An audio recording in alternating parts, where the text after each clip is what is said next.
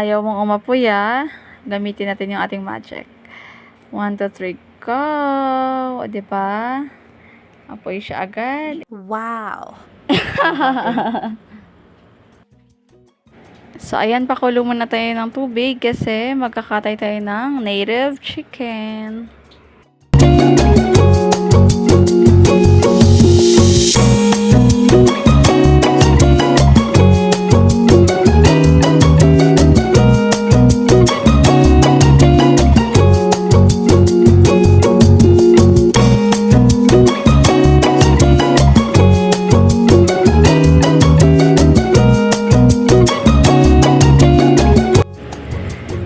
So, ayan na yung tagakatay natin ng chicken. Yan. So, patay na ang chicken.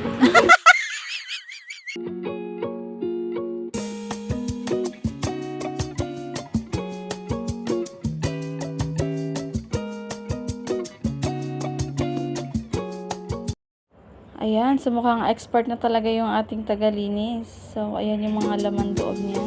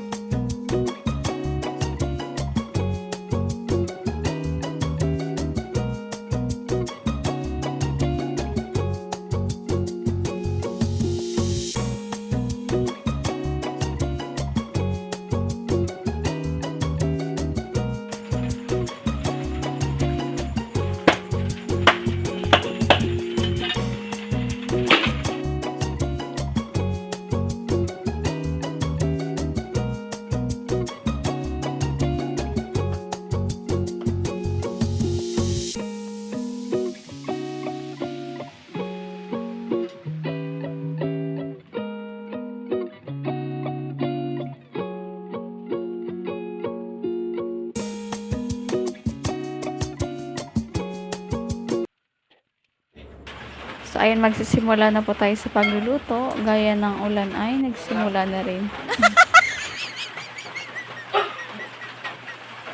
Ayan, so after tayo magpainit ng mantika sa kawali, maglalagay na po tayo ng onion, tsaka garlic.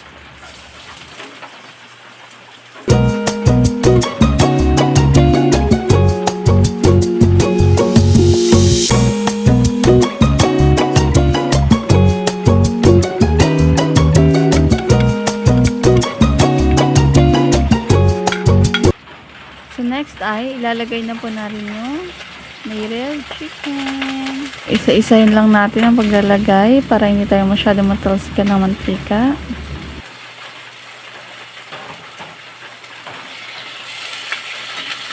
Ay, kamuntik na lang. At this time, ibuhos na natin lahat. Ay, kala ko konti lang. Medyo marami pala. Medyo overflows sa ating kawali.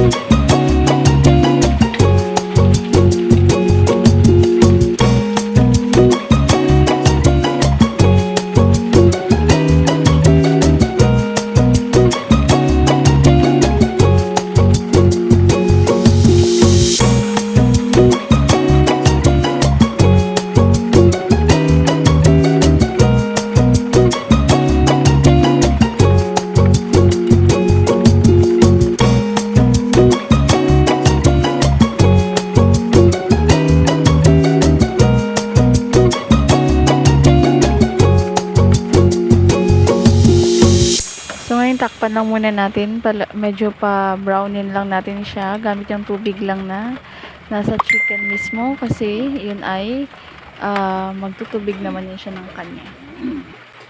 Simula pa lang na parang na-challenge na talaga ako dito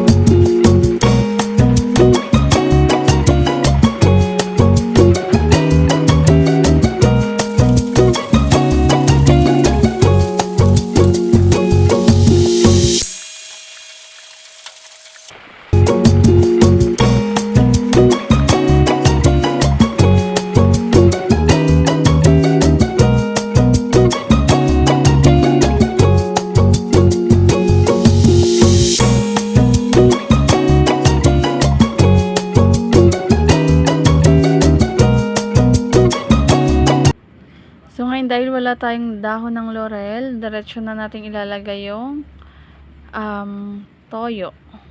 Okay.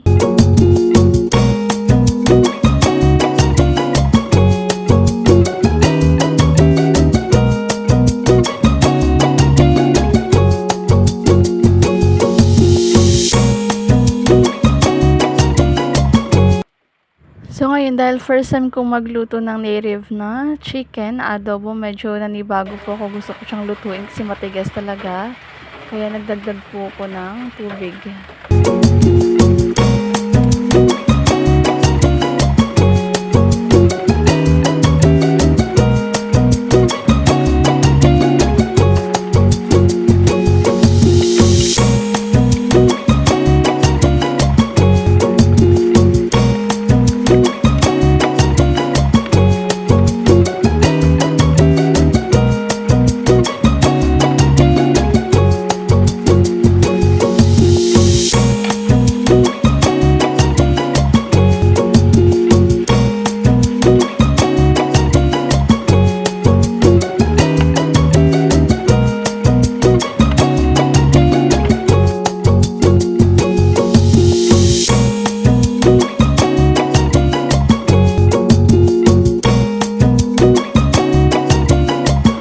Para balansin po yung lasa ng adobo po, maglalagay po tayo ng konting sugar.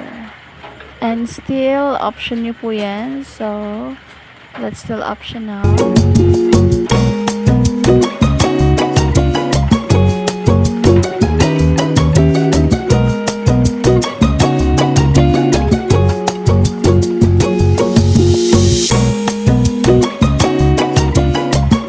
Let's add ground pepper, durog na paminta po.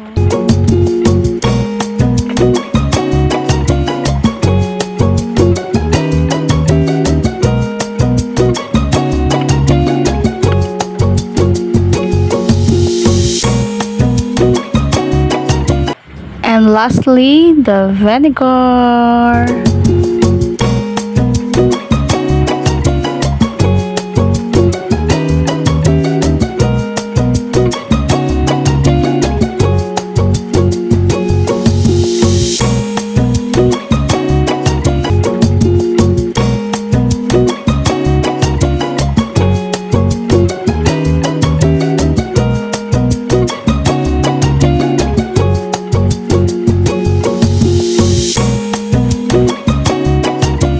So this time, it's almost done. So nililesen lang po natin yung kanyang sauce.